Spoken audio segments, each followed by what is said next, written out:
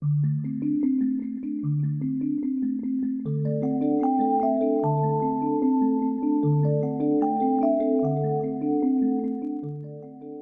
et sœurs, nous célébrons aujourd'hui la solennité de la Pentecôte de l'année liturgique B.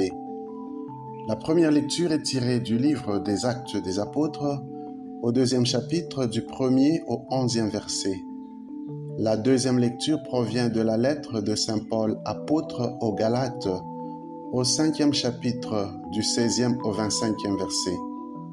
Nous lirons l'Évangile selon Saint Jean, au 15e chapitre du 26e au 27e verset, puis au 16e chapitre du 12e au 15e verset. Ces lectures nous invitent à ouvrir nos cœurs au souffle de l'Esprit, afin d'accueillir les dons que Dieu nous envoie à travers la troisième personne de la Trinité. La première lecture nous rapporte comment les disciples ont vécu l'événement de la Pentecôte. L'Esprit Saint est descendu sur eux, apparaissant comme des langues de feu qui se partageaient en se posant sur chacun. Par la suite, ils se sont mis à parler en d'autres langues. Ceux qui les entendaient pouvaient aussi comprendre, chacun dans sa langue, alors que les disciples proclamaient les merveilles de Dieu. L'Esprit a donc agi tant chez les disciples que chez leurs interlocuteurs.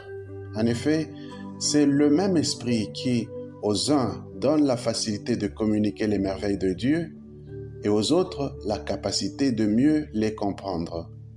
Voilà pourquoi il est important de demander son aide pour nous permettre tant de communiquer que de comprendre les nombreuses merveilles de Dieu.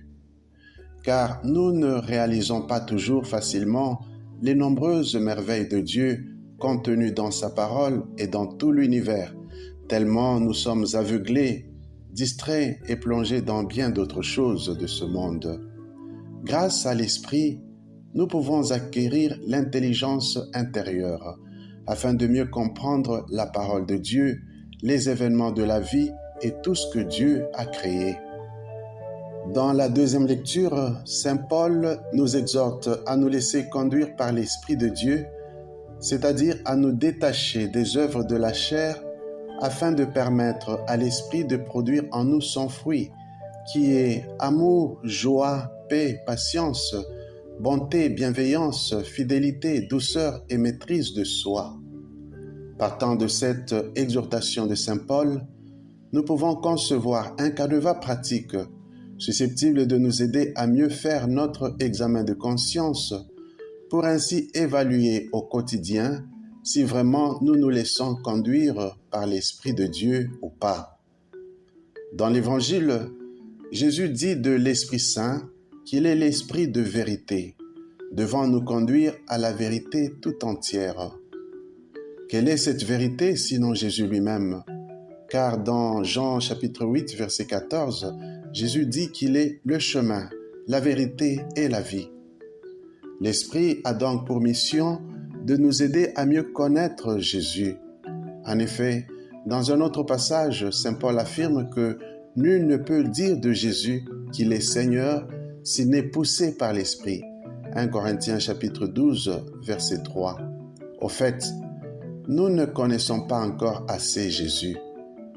Il nous appartient de toujours demander à l'Esprit de nous apprendre à le connaître et à l'aimer davantage, afin de mieux le suivre, mieux l'imiter et mieux le servir. Toujours dans l'Évangile, Jésus ajoute que l'Esprit Saint témoigne en sa faveur et qu'il nous aidera aussi à rendre témoignage. Comment comprendre cela?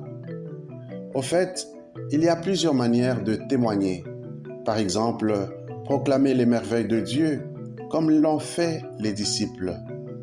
Mais ce peut aussi être à travers l'annonce de la parole de Dieu ou la proclamation de ses œuvres dans notre vie ou par notre manière de vivre.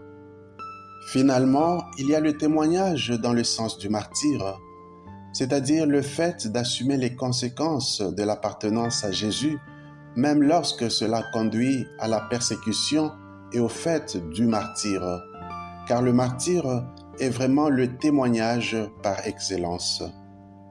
À la lumière de ces lectures, demandons à Dieu de renouveler en nous le don de son esprit, afin que celui-ci nous fasse mieux connaître Jésus et que ce dernier nous révèle davantage le Père, car tout ce que possède le Père est à Jésus. Amen.